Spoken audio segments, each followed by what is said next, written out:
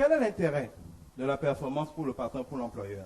Je vais vous l'expliquer en montrant un peu ce qu'on appelle la roue de la qualité. Alors, dans les entreprises où on peut mettre peut-être personnel, ça rend mieux l'idée, il y a 3 catégories d'acteurs principaux. Il y a le client, il y a les actionnaires, c'est-à-dire ceux qui sont propriétaires de la société, ceux qui ont leurs actions, ceux qui ont mis le capital, ceux qui financent, et il y a le personnel. Nous avons certains cas où le directeur de la société est à la fois l'actionnaire. Par exemple, dans une PME, par exemple, pas global.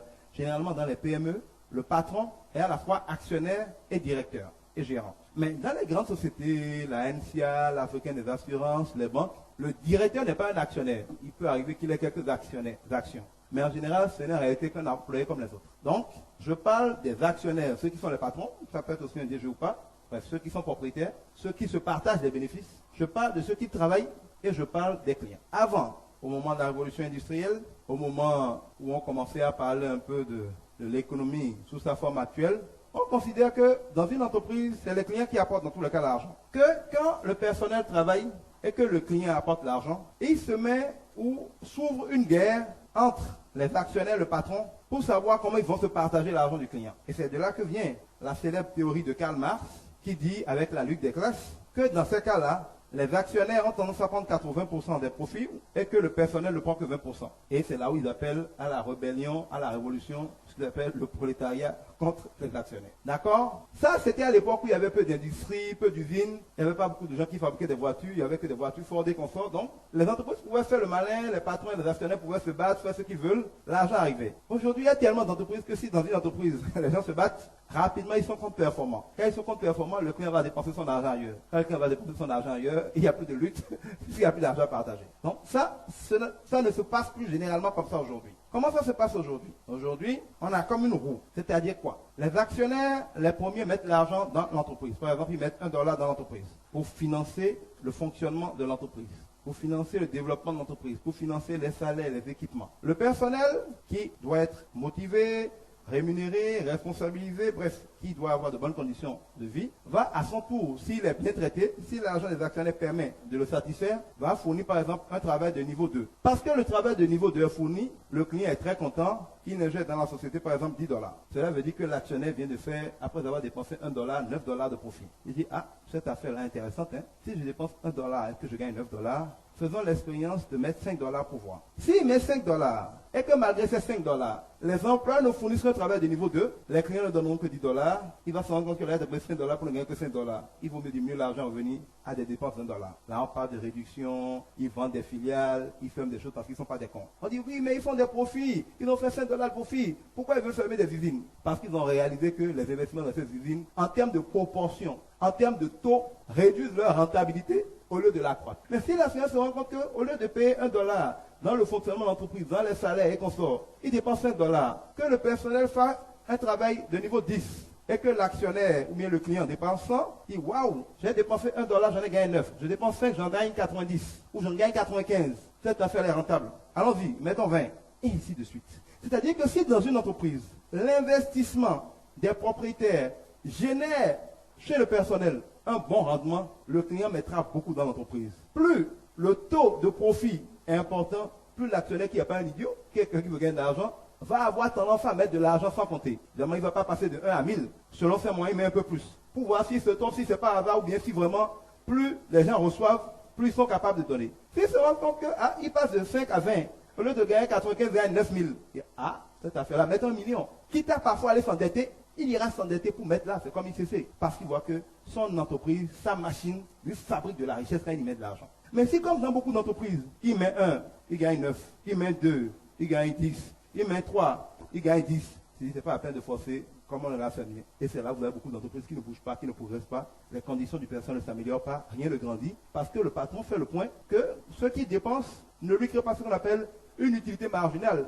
Ne lui crée pas un profit marginal, ne lui rapporte pas quelque chose d'extraordinaire de plus. Pourquoi faire des efforts? Cela est souvent dû au personnel qui ne donne pas un bon rendement proportionnellement à ce qu'il reçoit aux investissements moyens qui sont mis, mais cela peut être souvent et parfois aussi dû à la qualité du management. L'idée étant qu'en réalité, le manager de la société fait partie du personnel. Il peut être à la fois actionnaire et manager, mais en général, dans les grandes boîtes, c'est un employé. Donc, le mauvais management d'une entreprise peut faire que les actionnaires restent dans leur coin et disent, mais je mets des moyens, ça ne donne rien, j'arrête. Donc, la question est de savoir qui a intérêt à la performance, c'est tout le monde. Les patrons ont intérêt à être performants en mettant beaucoup d'argent. Le personnel a intérêt à ce que plus on met des moyens, plus le résultat doit se décupler. Plus le résultat se décuple, plus le client est content, plus le client est content, plus les chiffres d'affaires, les profits sont bons. Plus ils sont bons, plus l'actionnaire qui n'est pas con mettant encore plus de moyens. Et ça devient comme une roue. On appelle ça la roue de la qualité. C'est une roue vertueuse où tout le monde gagne et tout le monde grandit parce que ce qui est fait génère des résultats de part et d'autre. Mais dès que la chaîne est brisée quelque part, on commence à avoir des problèmes. Donc, comme je l'ai déjà dit tout à l'heure,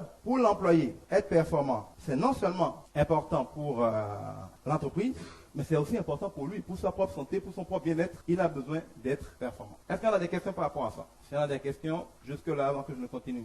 Continuons. Est-ce qu'il n'y a que 10 secrets? Bien sûr que non. On aurait pu en mettre 11, on aurait pu en mettre 7. Après, on peut découper les choses comme on veut, on peut les regrouper comme on veut, juste à vocation pédagogique pour faciliter la retenue de quelques principes clés. Il y est temps, autant que faire se peut, que ces principes clés englobent un maximum de choses et rendent assez fidèlement compte de la panoplie de choses qu'il faut quand même pour arriver à décupler ses performances professionnelles. Est-ce qu'il y a un lien entre eux? Oui, ils ont en commun qu'ils contribuent à la performance, donc il y a un grand lien entre eux. Est-ce qu'ils sont applicables à tous forcément? Ce qu'il faut pour réussir s'applique à tous, quel que soit le contexte, quel que soit l'âge. Il y a évidemment quelques divergences. Quelqu'un qui est en train de vouloir se relever d'un échec va avoir peut-être des défis et des conseils qui sont différents de celui qui commence qui n'a pas d'expérience. Celui qui a un problème, on va revenir là, de compétences, aura des conseils différents de celui qui a un problème d'expérience, qui a un problème de mauvaise foi, qui a un problème de motivation. Il y a beaucoup de choses qui peuvent expliquer la contre-performance. Donc après, il peut y avoir des cas particuliers, des conseils particuliers. Mais les principes qui sont donnés sont des principes qui, de manière générique, vont permettre à tout le monde de réussir. En tout cas, mieux que par le passé. Comment s'imposer à travers ces performances? Il n'y a pas de comment. Quand vous êtes performant, vous vous imposez. Comme je le disais ici, c'est la règle de base du leadership. Tout arbre n'a de valeur que son utilité. Il y a plein d'arbres dans la forêt dont vous ne connaissez pas les noms. Mais regardez bien les arbres dont vous connaissez ou les plantes dont vous connaissez les noms. Vous les connaissez soit à cause de leur fruit que vous aimez, qui est apprécié, soit à cause de leur vertu. Vous connaissez l'eucalyptus parce que tout le monde sait à quoi ça sert. Je sais pas, le quinqueliba, vous connaîtrez souvent des plantes à cause de ce qu'ils font. Donc, ce qui fait la valeur de quelqu'un, la valeur d'un arbre, la valeur d'une plante, la valeur d'un projet, la valeur d'une entreprise, ce n'est pas son nom, ce n'est pas sa volonté qu'on l'aime ou pas, ou ce n'est pas sa volonté de s'imposer, c'est son utilité. C'est pour ça que Jésus dit, le plus grand d'entre vous sera celui qui lave le pied des autres. Plus vous êtes utile aux gens, plus vous vous imposez à eux. Quand un arbre donne de l'ombre, que ça vous plaise ou non, quand il fait chaud, vous êtes bien obligé d'aimer l'arbre. Si vous avez faim, que vous aimez ou pas la forme d'un arbre, que son fruit est doux, vous avez faim, vous êtes bien obligé d'aller dire bonjour à l'arbre, prendre sa plante, son fruit. Donc, votre valeur, le fait que vous soyez capable de vous imposer, d'avoir une influence ou pas, ne se calcule pas, ne se planifie pas. On ne vit pas en disant comment je fais pour être influent. On vit en servant. On vit en étant bien. On vit en faisant les choses bien. On vit en obéissant à Dieu. Et le fruit de tout cela, c'est l'influence, c'est que vous êtes la tête et non la queue, c'est la prospérité, c'est la gloire, c'est la bénédiction. Mais on ne vit pas pour être élevé. Bien au contraire, Jésus nous dit, il faut s'humilier pour être élevé. Si vous essayez de vous élever, Dieu vous brisera. Si vous vous rabaissez, Dieu vous élèvera. Donc, pour avoir de l'influence, il faut se rabaisser à bien servir les autres. Il faut se rabaisser à faire tout ce qu'il faut pour être performant. Et quand vous êtes performant humblement, la vie, Dieu vous élèvera. Mais si vous commencez en disant comment moi je fais pour être président de la République, comment je fais pour être le premier, comment je fais pour être ministre, comment je fais pour être celui que tout le monde aime et les autres, on n'aime personne des autres, vous n'avez aucune chance d'y arriver. Parce que là, vous seriez un orgueilleux. Or, la Bible nous dit que l'orgueil précède toujours la déchéance, tandis que l'humilité précède la gloire. C'est pour ça que j'ai bien insisté pour savoir qu'est-ce que vous appelez s'imposer. Si c'est s'imposer dans les gens, moi je veux être ministre, moi je veux être président, moi je veux être le plus fort. Juste pour votre orgueil, vous risquez d'être brisé par la vie. Mais si c'est comment je fais pour être utile, pour être glorifié par Dieu, c'est simple, obéissez lui, servez les autres et soyez humble. Il y a une question, oui? Au cas où l'actionnaire lui-même est le directeur de la société, et puis il investit 5% dans le personnel, puis ça n'aboutit pas à un bon résultat, comment il va faire? Il va fermer la société ou bien comment il va faire pour s'en sortir? S'il est bien conseillé, il est bien outillé, il va faire un diagnostic pour comprendre. Encore, on regarde identification, solution de problème. Où est le problème? Le problème peut être dans son personnel. Le problème peut être à son niveau. Le problème peut être sur le marché. Le problème peut être à différents niveaux. Il faut d'abord qu'il identifie où est le vrai problème et qu'il règle le vrai problème. Si c'est lui-même, il faut qu'il s'améliore, il faut qu'il se forme. Si c'est lui-même qui ne peut pas s'améliorer pour devenir un bon dirigeant, parfois, qu'est-ce que beaucoup d'actionnaires font? Ils se retirent et ils nomment quelqu'un qui peut diriger. Si c'est son personnel, il y a plusieurs raisons, et ça me permet de faire le lien avec cette question. Il y a plusieurs choses qui peuvent empêcher les gens d'être performants. Et ces choses sont différentes. Il y a la nature intrinsèque des gens, il y a leurs compétences, il y a leurs expériences, il y a leurs attitudes, dans lesquels on peut mettre un peu leur motivation, et ainsi de suite. Avec sous le couvert de la personne, il y a beaucoup de choses qui se cachent. Quelqu'un peut être mauvais parce qu'il est naturellement quelqu'un de mauvais, il a mauvais cœur, il est méchant, il est diabolique, il est tout ce que vous voulez. Intrinsèquement, il a un problème. C'est rare. Mais quelqu'un peut être viscéralement, génétiquement, structurellement mauvais. C'est une possibilité. Quelqu'un peut être mal formé. On peut même parler de formation avant la compétence. Parce que on peut bien former quelqu'un qui ne soit pas compétent. Par exemple, la plupart des diplômés ont une bonne formation en théorie, jusqu'au doctorat. Mais ils ne sont pas compétents. La compétence, c'est quoi? C'est la capacité à faire. Plein de gens ont une très bonne formation, une très longue formation, parfois dans les meilleures écoles du monde, mais ils ne sont pas capables de faire. Donc, la compétence se définit aussi par rapport à quelque chose, à une aptitude à faire quelque chose. Donc, on peut avoir tous les diplômes du monde en marketing et ne pas être capable de faire du bon marketing, ne pas être capable de bien lancer un produit, ne pas être capable de mettre en place une bonne stratégie de distribution, ne pas être capable de fixer les prix, ne pas être capable de promouvoir un produit, ne pas être capable de gérer des crises. Donc, la compétence est liée à votre capacité, à votre aptitude, mais je préfère le mot capacité dans le cas d'espèce, à faire les choses. C'est-à-dire que pour être performant, la performance, là, on est au niveau du résultat. Votre performance, c'est au niveau du résultat. Mais quand on parle de compétences, on est au niveau des ingrédients qui se mixent pour donner le résultat. Donc, quelqu'un peut être de mauvaise nature, quelqu'un peut être mal formé, quelqu'un peut être bien formé ou mal formé et ne pas être capable. Quelqu'un peut être capable mais ne pas avoir d'expérience. Je peux avoir une excellente formation, par exemple, je sais pas, en mécanique.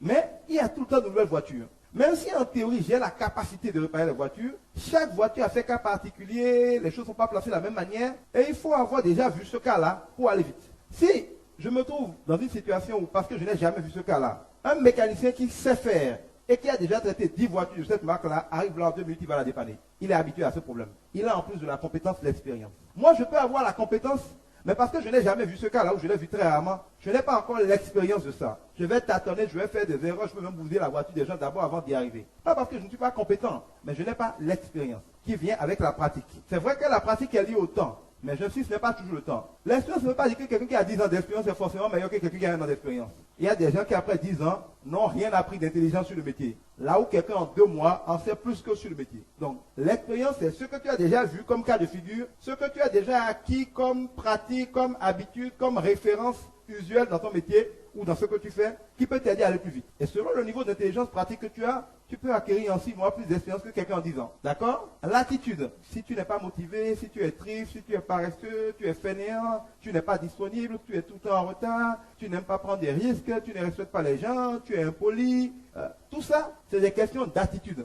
Donc, on peut être bien formé, être compétent, avoir l'expérience, et parce qu'on a ces défauts-là, on donne un mauvais résultat en bout de ligne. La performance vient de la combinaison de tout cela. Évidemment, il y a la foi aussi, et tout ce dont nous parlons. Donc, quelqu'un peut être compétent et donner de mauvais résultats à cause de l'expérience, à cause de l'attitude. La performance, on parle du résultat. La compétence, on parle de ce qui crée le résultat. Et donc, quand c'est un patron qui est confronté à ça, il doit diagnostiquer les choses pour comprendre où est le problème. Et c'est seulement quand il a compris où est le problème qu'il peut prendre la décision la plus appropriée, qui parfois peut être en retrait de la société, pour nommer quelqu'un qui est plus apte que lui à faire. Ce qui n'est pas capable de faire. On n'est pas censé tout faire. C'est aussi une erreur que nous faisons souvent. Ce n'est pas parce que je suis un bon mécanicien que je peux diriger mon garage. Ce n'est pas parce que je suis un bon docteur que je peux être directeur du CNHU. La preuve, chaque fois qu'on nomme des médecins pour diriger les hôpitaux, ça devient la catastrophe. Jusqu'à ce que les gens finissent par comprendre que gérer un hôpital, c'est un métier. On appelle ça la gestion hospitalière. Vous allez voir que depuis combien on a commencé à nommer des gestionnaires hospitaliers, qui sont d'abord des gestionnaires spécialisés en gestion des hôpitaux à la tête de nos hôpitaux. Les hôpitaux sont mieux gérés que quand on bombardait les professeurs, les agrégés pour les diriger. Un professeur de médecine ne peut pas diriger un hôpital, il n'en sait rien à la gestion. Il ne sait pas gérer des stocks, il ne sait pas gérer le personnel, il ne sait pas faire des comptes.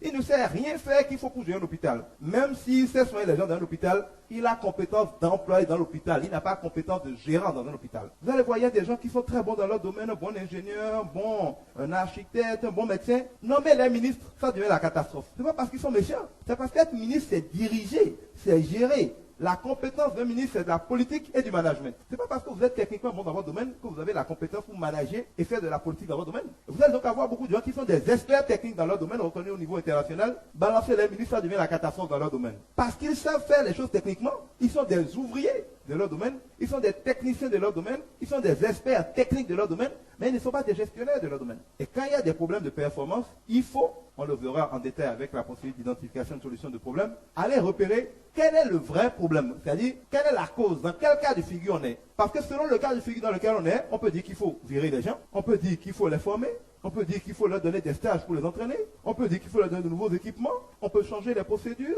On peut les motiver. On peut améliorer leur salaire. C'est-à-dire, quand vous ne savez pas quel est le vrai problème, les gens essaient tout. Ils augmentent leur salaire, ils les diminuent, ils virent les gens, ils sanctionnent, on les envoie en formation. Et puis on fait tout en désordre, tout dit on essaie. On n'est pas censé essayer. On est censé dire quel est le problème concrètement. À quoi est dû le problème? Quand on a compris à quoi le problème est dû, on peut prendre la meilleure des décisions et être sûr de réussir. C'est pas seulement venez regarder à l'échelle internationale. Dès qu'on commence à dire qu'on ne coupe pas des problèmes, suivez, ils finissent toujours par fermer ou être rachetés par un autre. Parce qu'ils vont dans toutes les directions, on réduit le personnel, on ferme des usines, on fait le sapeur-pompier en touchant à tout en désordre, au lieu de s'arrêter pour analyser les vraies causes. Et généralement, dès que vous commencez à dire on a réduit le personnel, on a fermé telle usine, regardez bien, ils finissent toujours l'un après l'autre à tout fermer. Il y a une question? Ouais.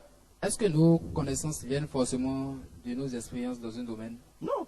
Il y a des connaissances qu'on acquiert à l'école, il y en a qu'on acquiert à l'église, il y en a qu'on acquiert dans un livre, il y en a qu'on acquiert à la télé, à la radio, il y en a qu'on acquiert à la maison, il y en a qu'on acquiert, je sais pas, en voyant d'autres faire. Et il y a des choses qu'on apprend parce qu'on l'a expérimenté, de toute évidence. C'est une combinaison de choses. Évidemment, selon la source de votre connaissance, elle peut être d'un type différent. Mais les sources d'apprentissage sont multiples. Et pour grandir vite dans la vie, il faut développer une capacité à apprendre vite dans toutes les circonstances et de toutes les sources. Je donne un exemple. Moi, par exemple, quand on me dit que quelqu'un est mort, je vais me faire demander de quoi. Et je suis curieux de savoir exactement ce qui s'est passé pour qu'il meure. Mais les gens trouvent ça souvent déplacé. On ne demande pas. Et pourquoi pas que je demande? Quand on pense comment les gens meurent, c'est la meilleure garantie pour moi d'éviter de mourir comme ça.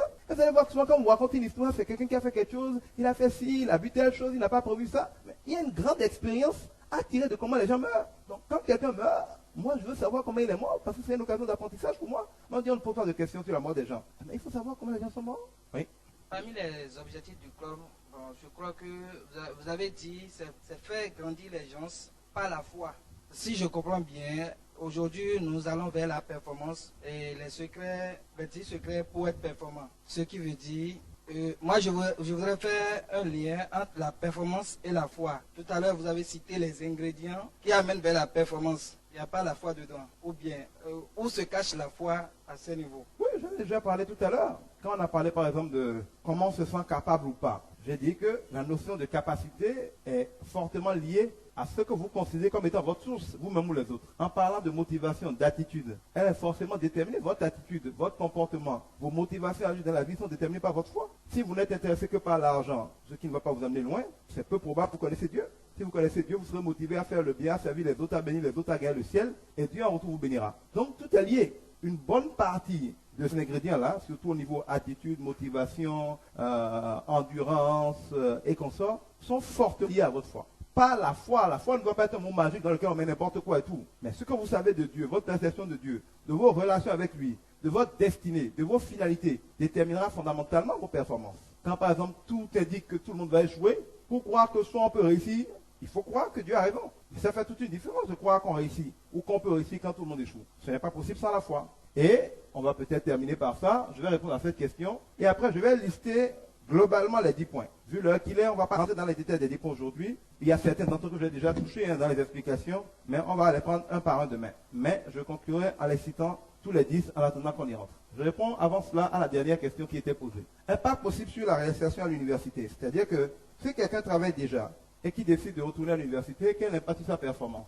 C'est une question très importante qui pose une autre question, celle de savoir si on peut faire plusieurs choses à la fois. Et c'est l'un des problèmes des gens aujourd'hui. Effectivement, comme les temps sont durs, on tombe souvent dans le piège de penser qu'on va mieux s'en sortir si on a plusieurs cordes à son arc. C'est vrai en théorie, mais c'est faux en pratique. En pratique, Dieu nous dit, et il ne peut pas avoir tort, que nul ne peut servir de maître. Ou il en méprisera l'un et en aimera l'autre, ou ce sera l'inverse. Vous ne pouvez pas être à la fois un étudiant, être à la fois un travailleur et réussir sur les deux fronts. Soit vous travaillez, vous vous moquez de l'université, vous allez juste chercher vos diplômes, soit c'est de l'université que vous vous occupez, vous vous moquez du travail. Vous ne pouvez pas travailler chez quelqu'un la journée, la nuit travailler chez quelqu'un d'autre. Au bout d'un certain temps, vous serez esquinté et dans tous les cas, vous ne serez brillant dans aucun des deux cas.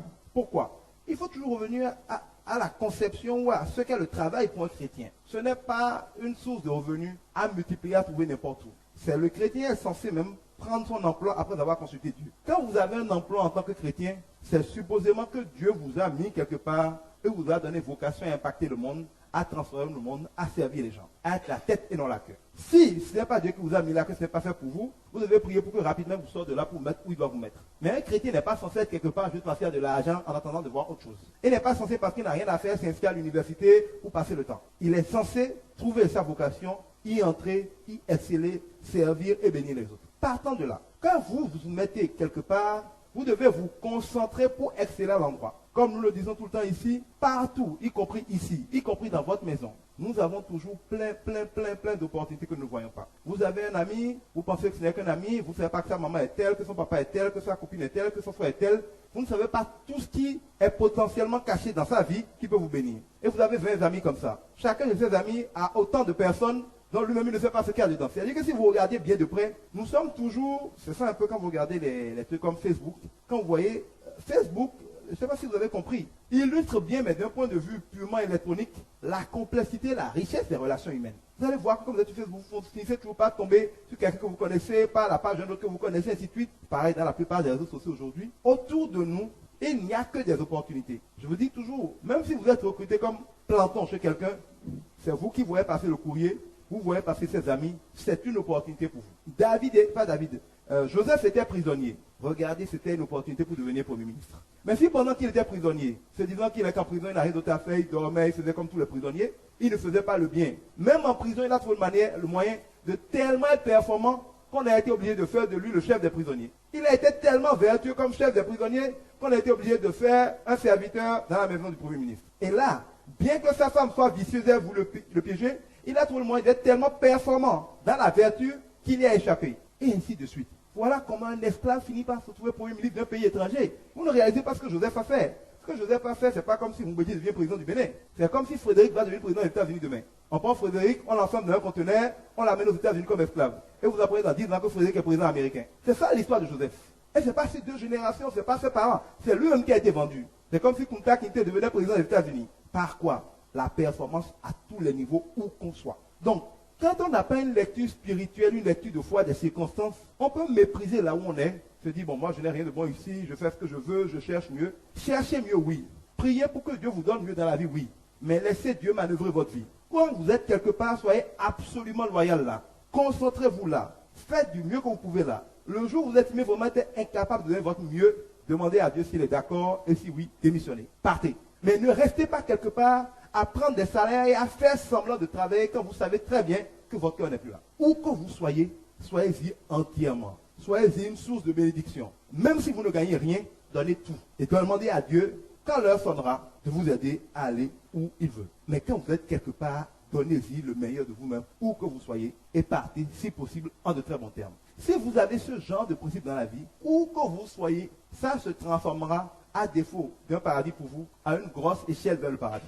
Mais si vous vous faufilez à gauche, à droite, ici, on est là, on fait ça à côté, ainsi de suite, vous finissez par ne plaire à personne, vous décevez partout, vous n'êtes performant nulle part, et à force de chasser plusieurs élèves, naturellement, vous n'en attrapez aucun. Donc, vous devez absolument éviter qu'il s'agisse de deux employeurs, qu'il s'agisse de travailler tout en étudiant, ou de faire du commerce tout en étudiant. Vous ne pouvez pas poursuivre deux lièvres et vous en sortir. Ce n'est pas possible. Il faut choisir. Ce n'est pas possible. Il faut choisir. Quand vous étudiez, étudiez. Quand vous travaillez, travaillez. Quand vous faites du commerce, faites du commerce. On ne peut pas faire les deux à la fois. À moins qu'un lien évident soit entre les deux. Si c'est votre employeur qui vous envoie en formation, parce qu'il veut vous confier de nouvelles responsabilités, ça c'est autre chose. Là, vous ne poussez pas plusieurs lièvres. Un lièvre vous offre des opportunités. Mais vous ne pouvez pas être en train de courir là, et de courir par là, et de courir par là. Vous allez atteindre où? Pas possible. Je vais donc terminer en vous donnant juste, de manière sommaire, lecture de ce que j'ai fait. Comme je dis, c'est pas couler dans du béton, c'est pas au point près, ça ne veut pas dire qu'il n'y a rien d'autre qu'on peut ajouter, ainsi de suite. Mais j'ai essayé de ma petite expérience de résumer ce que je perçois comme étant les grands principes de la réussite en 10 grands points, ou en 10 séries de points. Première chose que je crois qu'il faut pour réussir, il faut avoir de la sagesse, définie comme étant la crainte de Dieu, le fait de connaître Dieu, de travailler avec Dieu, on parlera donc du Saint-Esprit, d'avoir foi en Dieu et d'obéir à Dieu. Cette série de choses-là, j'en fais le premier point de la réussite. Comme par hasard, c'était la question de notre ami, vous aurez sur ma feuille, c'est le premier point. Dieu, sagesse, Saint-Esprit, foi, obéissance. Et c'est la chose à laquelle personne ne pense. Or, si vous devez n'en retenir qu'une seule, c'est ça. Deuxième chose, l'amour. Comme l'a dit Paul, si j'ai tout, si je fais des miracles, je n'ai pas l'amour, je n'ai rien. L'amour sous 3 formes. L'amour pour Dieu, on revient au premier point. L'amour pour les autres, son pays, sa famille, ses clients, ses collègues, ses patrons, les malades, les opprimés, bref, l'amour pour les autres. Et enfin, on l'oublie, on reviendra là-dessus demain, l'amour pour soi-même. Jésus a dit, aime ton prochain, il n'a pas obligé d'ajouter comme soi-même. Trop de gens ont pour seul vrai problème de ne même pas s'aimer eux-mêmes. Donc, deuxième grande clé, l'amour pour Dieu, pour les autres et pour soi-même. On va détailler ça demain. Troisième série de clés, la discipline. La capacité à faire ce qu'il faut quand il le faut, que cela plaise ou non. On peut résumer la discipline comme ça. La discipline, c'est-à-dire la capacité à faire ce qu'il faut quand il le faut, que cela nous plaise ou non. Donc la discipline, la sanctification, la loyauté, ce genre de valeurs, ce genre de capacité, d'attitude sont très très importants. D'ailleurs, il y a en développement personnel une phrase célèbre qui dit que plus que nos aptitudes, ce sont nos attitudes qui déterminent notre altitude. Plus que nos aptitudes, c'est-à-dire ce qu'on sait faire, ce sont nos attitudes, comment on se comporte, qui déterminent notre altitude, c'est-à-dire la hauteur qu'on va atteindre dans la vie, la performance. Souvent, les gens pensent que l'aptitude est le plus important. Non. Plus que vos aptitudes, ce sont vos attitudes qui déterminent votre altitude. Et quand on parle d'attitude, on est encore dans le domaine de la foi. Regardez aujourd'hui, il est difficile d'avoir une domestique, d'avoir un chauffeur, d'avoir un cuisinier. Il y a des choses simples qui sont même des travaux bêtes à faire, mais on a essayé d'en trouver pourquoi. C'est pas compliqué d'être chauffeur. C'est pas compliqué d'être une domestique. C'est pas compliqué d'être un planton. C'est pas compliqué d'être un gardien. Pourquoi c'est si rare que ça? Parce qu'en fait, l'attitude ne compte pour rien dans ces métiers. C'est l'attitude qui est tout. Et des gens ayant la bonne attitude sont devenus une peine rare aujourd'hui dans le monde. Si quelqu'un a de l'attitude, quelles que soient ses aptitudes, il va aller loin dans la vie. Mais si vous avez toutes les aptitudes, que vous n'avez pas l'attitude, vous serez simplement un orgueilleux, vous serez brisé dans la vie. Quatrième série de clés, la vision. Ça va avec créativité, ça va avec objectif, ça va avec stratégie, ça va avec plan, la vision. Ensuite, le leadership. La cinquième clé, c'est le leadership. Comment faire des choses extraordinaires à des gens parfaitement moyens. Comment obtenir de grandes choses de gens qui, a priori, n'auraient jamais voulu vous le donner. Le leadership, c'est l'une des clés importantes de la performance. Ensuite, sixième clé, le management. La capacité à gérer, à organiser les choses. Septième clé, le marketing et la communication. L'art de gagner la guerre et d'impacter les autres. Donc, sixième clé, le management. Septième clé, le marketing et la communication. Huitième clé, le sens des responsabilités, la proactivité et une attitude qui aime prendre des risques. C'est-à-dire être riscophile, être responsable, proactif et riscophile. Aimer le risque. Neuvième clé, la gestion du temps, du stress et des réunions, c'est-à-dire des rencontres avec les autres, des discussions avec les autres. Gestion du temps, du stress et des rencontres, des réunions. Et dixième clé, la louange, la prière et la prophétie. Dieu est au début et à la fin. Je me résume. Première clé, Dieu, la sagesse, le Saint-Esprit, la foi, l'obéissance. Deuxième série de clés, l'amour pour Dieu, pour les autres et pour soi-même. Troisième clé, la discipline, la sanctification, la loyauté. Quatrième clé, la vision, la créativité. Cinquième clé, le leadership. Sixième clé, le management. Septième clé, le marketing et la communication. Huitième clé, la prise de risque, la proactivité, le sens des responsabilités. Neuvième clé, la gestion du temps, du stress et des réunions. Dernière clé, la louange, la prière et la prophétie. Vous avez là les 10 clés. Comme vous les voyez, chaque clé contient beaucoup de choses en réalité. Et il y a peu de choses qu'il faut pour réussir qui ne se retrouvent directement ou indirectement dans l'une de ces clés-là. Nous allons les prendre une à une demain et nous allons les détailler. C'est bon? Parfait, nous allons prier. Excellent Père de gloire, je veux te dire merci. Merci Seigneur parce que contre vents et marées, nous sommes toujours là, à tes pieds. Avec ton concours, tu n'as jamais fait défaut. Merci Seigneur parce que tu nous guides toujours, parce que tu nous conduis toujours, parce qu'Alpha et Oméga, tu es toujours le premier et encore celui qui nous accompagne jusqu'à la fin de nos travaux. Merci Seigneur parce que tu es en train de nous conduire sur le chemin de la performance dans le travail. Le travail non pas seulement comme source de revenus, mais comme notre vocation pour impacter ce monde, pour être témoin dans ce monde. Donne-nous Seigneur que ce que nous avons reçu aujourd'hui porte déjà des fruits dans notre cœur. Donne-nous demain d'être là encore plus nombreux avec nos amis, avec ceux qui en ont besoin aussi, pour aller encore plus loin dans cet outillage, dans cette acquisition de sagesse et de connaissances. Et surtout dans la capacité que ton seul Saint-Esprit peut nous donner de mettre tout cela en œuvre pour porter des fruits, pour être des témoins de Jésus. Oui, Seigneur, nous ne voulons pas être que des chrétiens qui prient. Nous voulons dans tous les domaines de notre vie professionnelle. Nous voulons dans la santé, dans la médecine, dans l'économie, dans le sport, dans le loisir, dans le militaire, dans le juridique, dans l'administratif, dans l'économique, dans le social. Nous voulons partout être des témoins. Nous voulons partout impacter. Nous voulons partout, comme tu l'as promis, des têtes et non pas des cœurs. Merci Seigneur parce que tu as commencé à nous équiper pour cela. Merci Seigneur parce que tu nous équipes encore demain pour cela. Sois béni. Protège Seigneur nos allées et nos retours. Protège nos familles, protège nos parents, protège nos enfants. Protège notre activité professionnelle que toi seul peux bénir. Donne-nous, Seigneur, de la vision, donne-nous de la force, donne-nous de la grâce, donne-nous tes bénédictions, qu'elles sont nouvelles tous les matins sur nous, Seigneur. Donne-nous une intime communion avec ton Saint-Esprit pour nous coacher, pour nous former, pour nous conduire sur les chemins tortueux de la vie. Merci, Seigneur, parce que tu nous protèges chacun jusque chez nous. Merci, Seigneur, parce que demain nous sommes encore réunis ici. Que ton nom soit béni. Au nom de Christ Jésus, j'ai prié. Amen.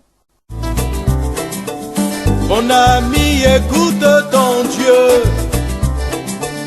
Mon ami, écoute ton Créateur.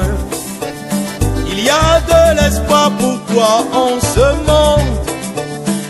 Vous venez de suivre un séminaire de formation du Club Jésus pour réussir, animé par Edgar Guidibi et Hermione Huigban. Le Club Jésus pour réussir a pour vocation de vous aider à vous épanouir et à prospérer en démontrant par les fruits qu'il vous fera porter que Jésus est bel et bien le chemin, la vérité, la solution et la vie. Christ est la solution. Décharge-toi sur lui. Le Club Jésus pour réussir est situé à Saint-Rita, au bord des pavés non loin de la station MRS. Vous pouvez nous joindre en visitant le www.jesuspourreussir.org ou en appelant le 00229 94 01 54 26. Club Jésus pour réussir, une initiative de Global Service Plus qui évolue dans le secteur de l'immobilier, de la formation, du marketing et dans bien d'autres. Visitez le www.globalserviceimo.com ou appelez le 00229 94 97 07 07 pour en savoir plus. Que Dieu vous bénisse. Pourquoi continuer à souffrir ainsi? Est-ce que la solution existe?